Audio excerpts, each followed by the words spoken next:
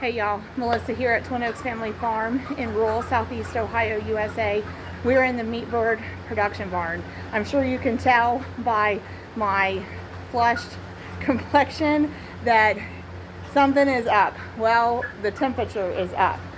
It's 95 degrees Fahrenheit in rural southeast Ohio, USA on August 27th, 2024. And we are keeping track of the days, day by day, been counting down this flock's production. So going to show you the meat birds here that are currently in production at our small poultry farm.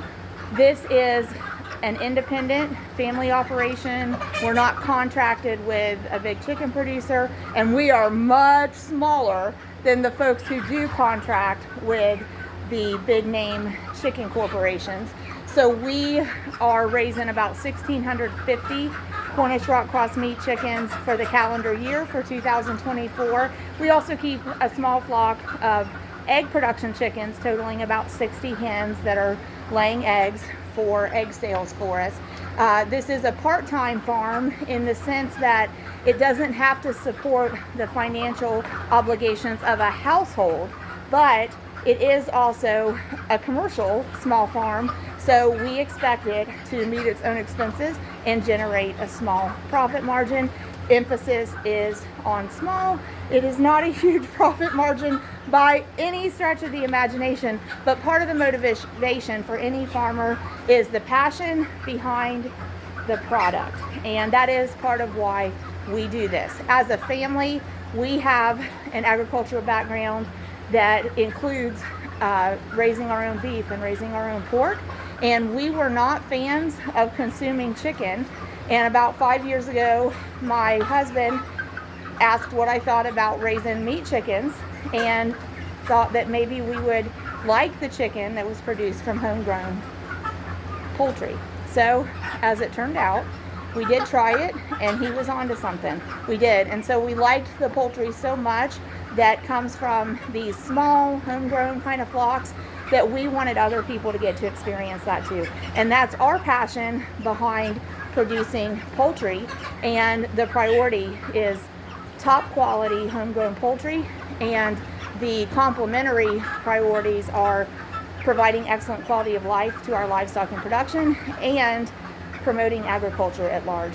So agriculture at large in terms of encouraging people to connect with farmers to source their food as frequently as they possibly can for as much of their food as they possibly can, specifically in their local area. Okay, so we are going to turn the camera around and look at the birds and tell you some things special about this flock. Also going to tell you some things in this video that we've never ever shared on YouTube before, and very rarely share even with clients that visit our farm personally that are here, like to pick up orders and see our flocks in production. So we will share some things with you today that are very particular to, in general, raising these kinds of birds. So let's go ahead and take a look.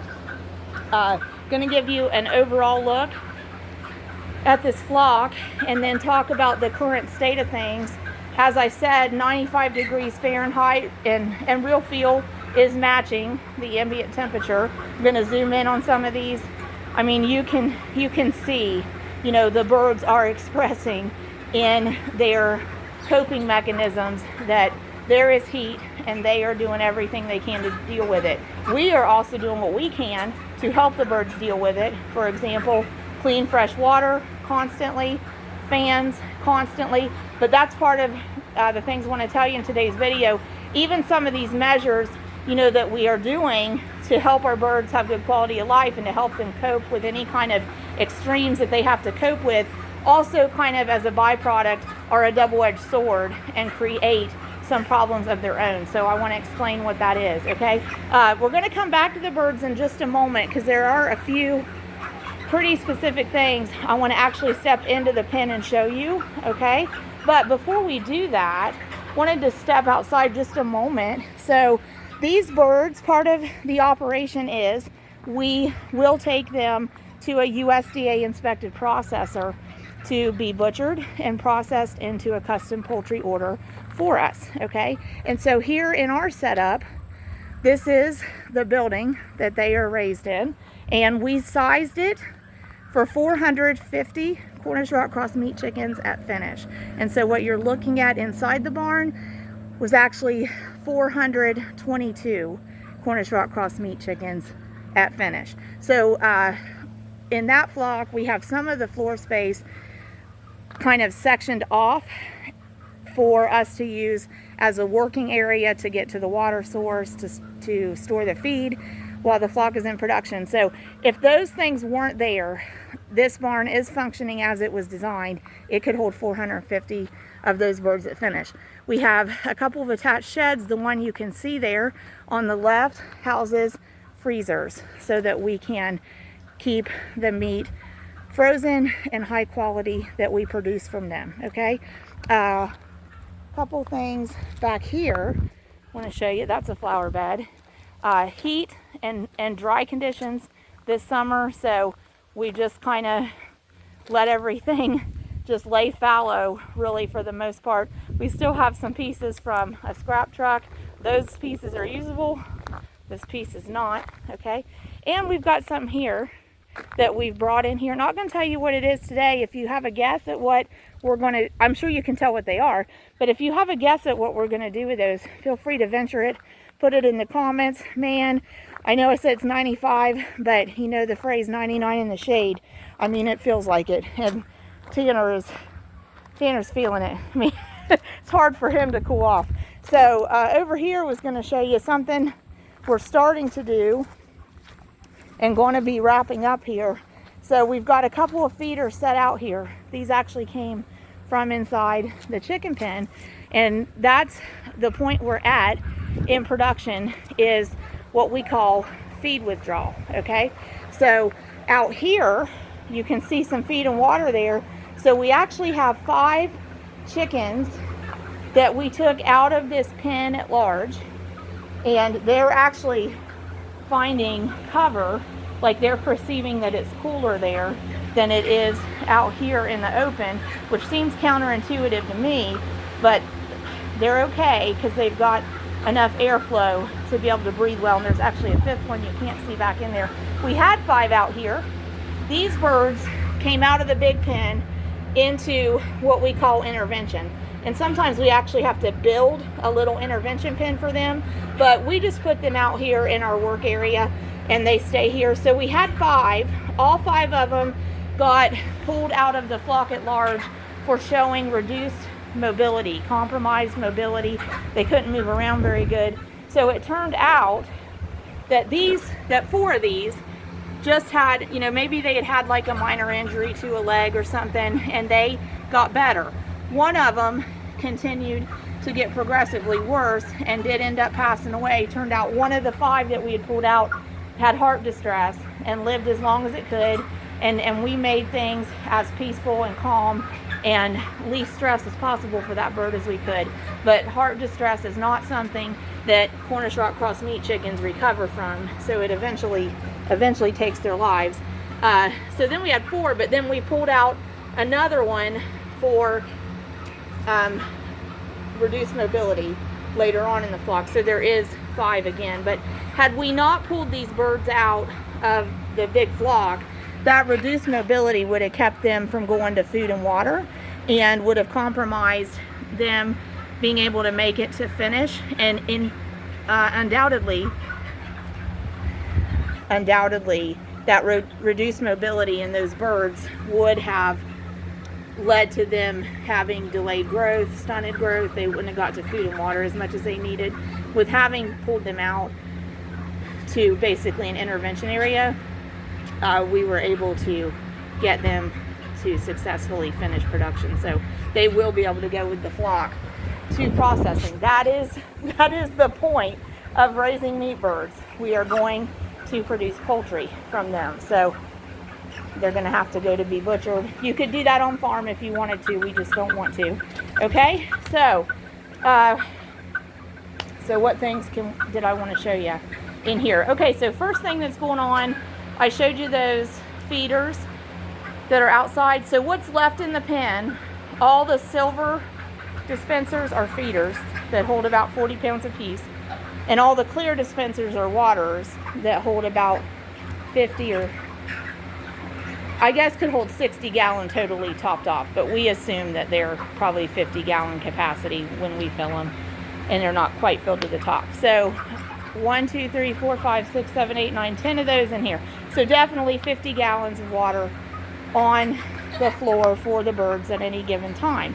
We've been filling those about twice a day. So they're drinking about 100 gallons of water a day, and that's good. And that water consumption, keeping them hydrated, is truly why they've been able to deal with high heat, okay? So what we're fixing to do is pull the feeders all out, okay? So I told you that's the point we're at. We're at feed withdrawal. So we've pulled out a couple, okay? Those long trays are homemade. Gonna pull them out. There's a little bit of feed in them. We probably will just dump that feed. I don't think we'll be able to salvage it, okay? Some of these feeders are half full. We will probably transfer the feed at least out of the central drum of these feeders back into a feed sack and use at the end of the next flock, because we have one coming right behind this group. So a lot of these are half full, so we are going to have some feed left. So something interesting about this flock is, well, a couple things. First off, shortest production time we've ever attempted. We usually keep them to 42 days.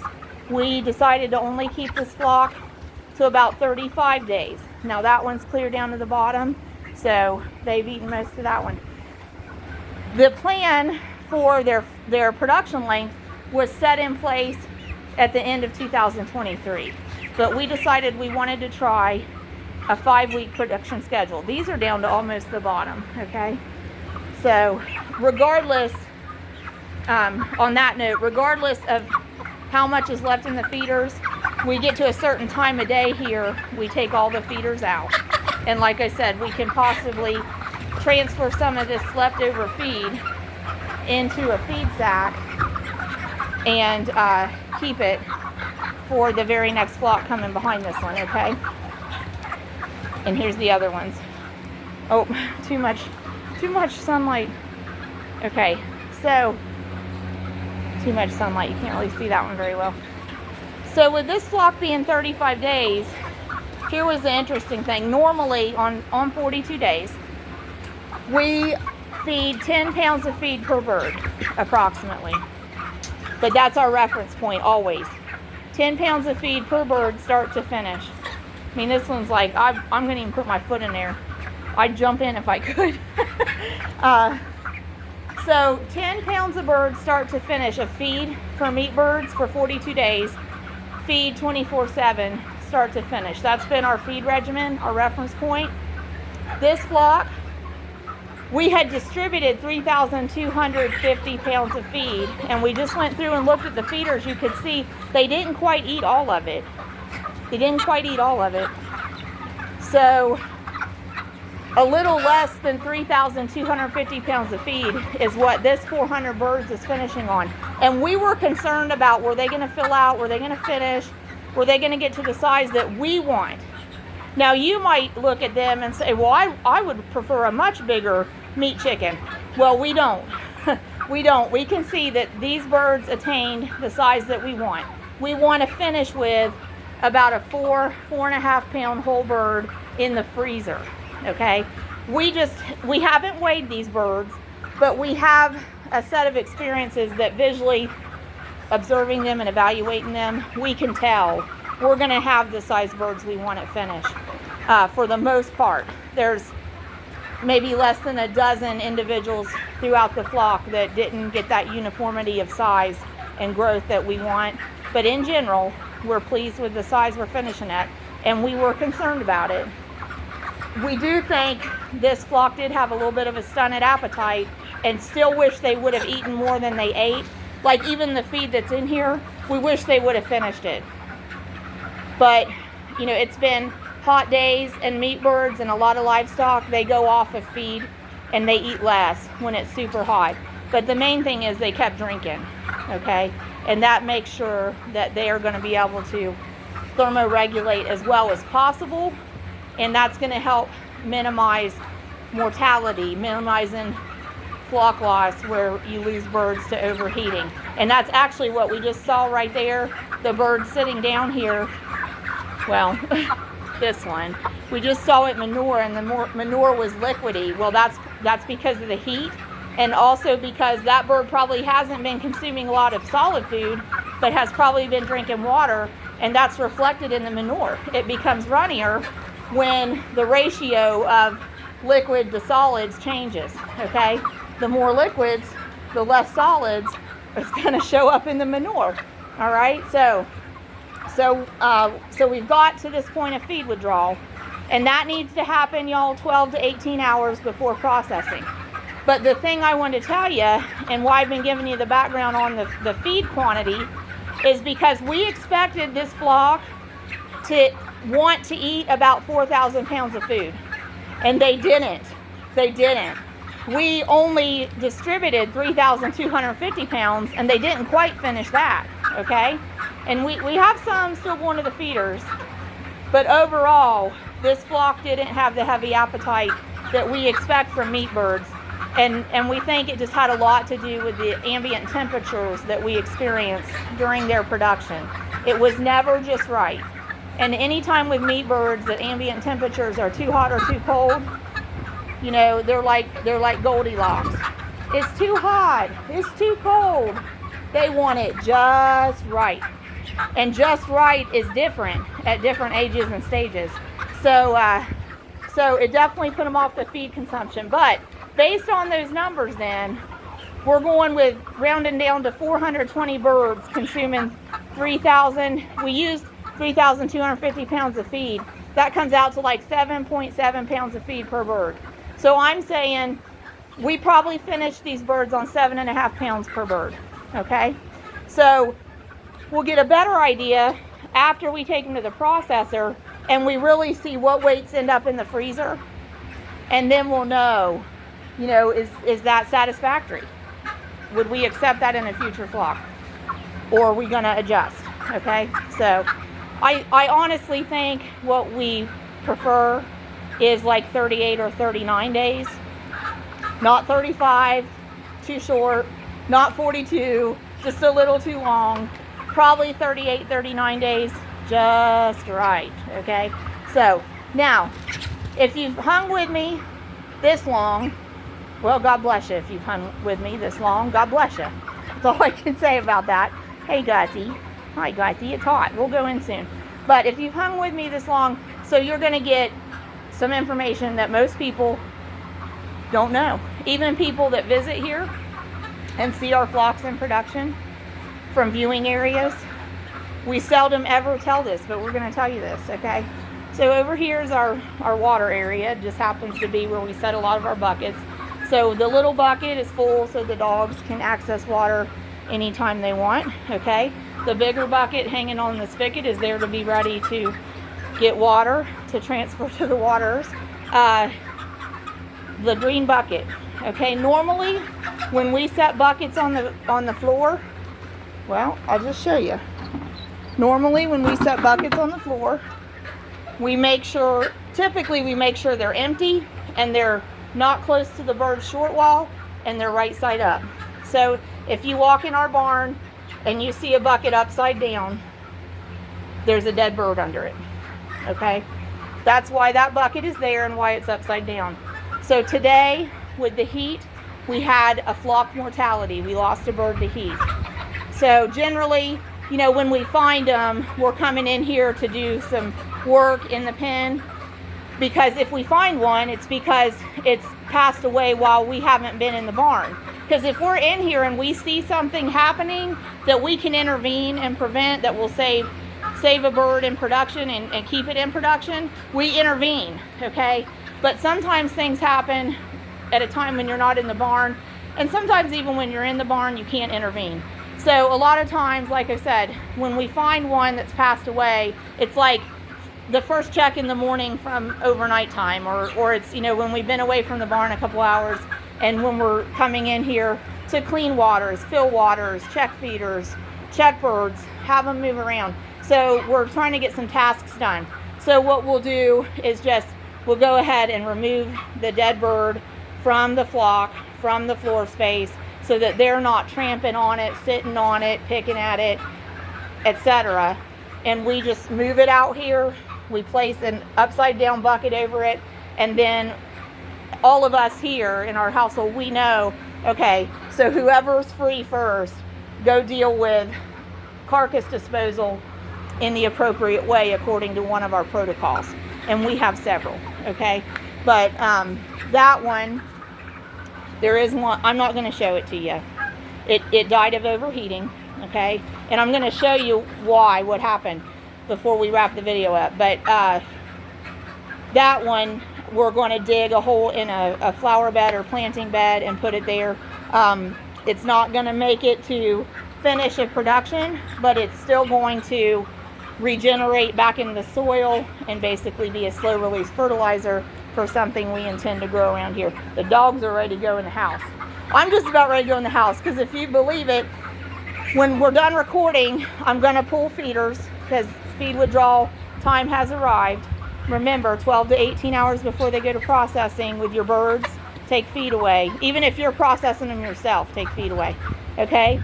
So I'm going to pull feed, and then we're going to go inside. I've got to actually go to an office job for the evening, and it would be less than professional of me to not shower before I go. I've been out here. It took about an hour to put fresh bedding down on the floor space and to clean all the water trays out, to refill the waters, and to assess feed. Okay, but the bird that's under the bucket was back in this corner. And so can you see what's happening here? So this is the catch. I said in the beginning, we set up these measures to help our birds have better quality of life when there's extreme conditions. Okay, but it's a double-edged sword, because sometimes, okay, see right there's a bird, but we couldn't hardly see it.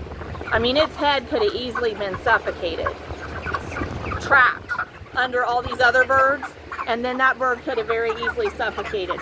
But I said it's that double-edged sword, that some of these things we set up to try to help relieve the stress for our birds also causes other complications. So with meat birds, one of the things you want to accomplish is get them to spread out in their floor space.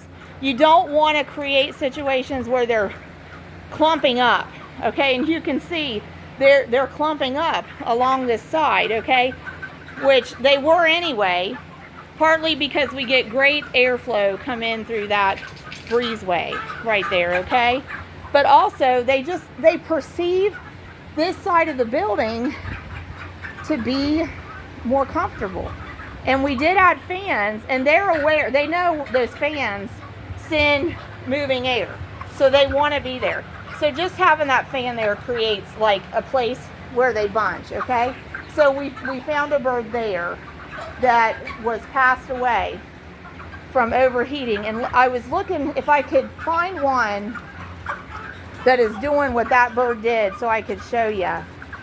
Well, right here, kind of, okay? That one's not gonna finish what it was doing. How about over here? Okay, so see this group of like 7 in front of this fan? Okay, the one that just popped its head up. Its head was down under those other birds.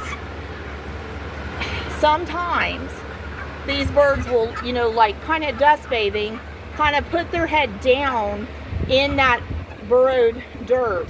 And initially, like they perceive that it's cooling, but then they stay there. And by virtue of staying there, kind of like what's happening back here, you know, it's kind of burying its beak down in that sawdust embedding.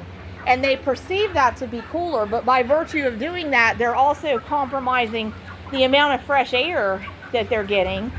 And then they end up just suffocating, and you just find them belly down, beak buried, and just slumped there, okay? So when we get like piles like this, that's a concern. So I am concerned as the afternoon goes on that we could possibly find some more. There probably would be some ways to work at alleviating that. So those are things we're going to adjust, like for the next flock this size. In fact, maybe if we had like 3 fans back here in this corner instead of the 1, okay, that would spread them out because they'd go to those other fans. But we are getting a good breeze. So what I'm actually going to do is I'm going to have those birds move. I'm just going to walk around through them. And if I can get some of them to kind of move over, we might just help them get through the afternoon. Because if they'll get over here kind of in front of this doorway, they'll feel some of that breeze that I'm feeling, and they might stay there. So we are going to pull feeders out. We're going to be doing that now. And I'm going to carry them all out to the side of the building. We don't have any rain at all in our forecast. So when I set them out there, I'll leave word for the guys this evening, my husband and sons. Hey, let's transfer that feed over into used feed sacks, and let's keep it for using at the end of the next flock. But, you know, even just like here, if y'all can, well, it moved its head. I was going to say like this one right here. It kind of had its beak buried. See this one right here? Okay. Fortunately, you know, they're picking their heads up. But if they get their beak buried and maybe another bird sits down kind of on top of them and they just don't get enough fresh air, heat can do that with our meat birds. So we are really, we're really grateful to be at the end of production. So like I said, total with this pen and the 5 over there on the other side of the short wall and intervention, there's 422. And I hope we're still at 420 when we go to the processor. So we do that August 28th, so in the morning. So these birds, as of right now, like, well, in about 12 hours, we're going to be loading these birds into transport crates. So we have 50 transport crates, and it will probably take about all of them to hold all of these birds, because the general rule is about 8 finished meat birds per crate, okay? And then we're going to haul them to a processor. We're actually going to haul the crates on either a flatbed, 11-foot bed pickup truck, or put a utility trailer. Well, the utility trailer you saw in the beginning of the video, close to the beginning of the video, we could load the crates on it and take it. But yeah, like these 2 birds here, I mean, they're not as bad as some, but see how the beak is like stuffed down into the bedding? So the bird is using its cooling mechanisms by like spreading out its wings and laying flat and trying to expose skin. And we put new bedding down, so it gave it a cooling sensation in terms of, you know, it's dry and fluffy. But we don't want to see that bird compromise its airflow. Same thing there. See how it's sticking its head back in that wedge? That bird's airflow is definitely compromised there. And, you know, short of just standing over them every second, I mean, that's about all you could do. But I am going to ask the pen to move, so I'll get a feed sack and walk around. And I'm only going to do that once, because we don't want to compel them to exert a lot of energy, because right now all their energy is going to staying cooled off. Okay, so when you do feed withdrawal, only pull feed. Don't ever take away water. They get water clear to the end. Okay, so all right, we got to shut her down. Thanks, y'all. It's a long video to hang in there through with us, but this has been a challenging flock. You can go back and see some videos on them here on our YouTube channel. Thanks for supporting our YouTube channel, Twin Oaks Farm Poultry. We greatly appreciate it. Please subscribe if you haven't. We love to share different aspects of our rural life, faith, family, farming, flowers, food, fitness, all the things, family. Did I say that already? Anyway, okay. So we appreciate it. But if you haven't subscribed, please do. We're still growing the channel. And consider a membership. And we're working on kind of getting a system with that. But this is a worry. See, we've got a bird there. some of those might actually sit on it. We've got one there with its beak buried. So turning the fan off isn't the answer, but I might move this water and just create more space here. Oh, meat birds can be bird brains. Y'all, thanks for joining us. Let us know if you're living in the country, if you're eating homegrown protein, and what you're raising, and if you would ever raise meat chickens yourself. So thanks for joining us. We're Twin Oaks Family Farm in rural Southeast Ohio, USA, and our YouTube channel is Twin Oaks Farm Poultry. God bless y'all.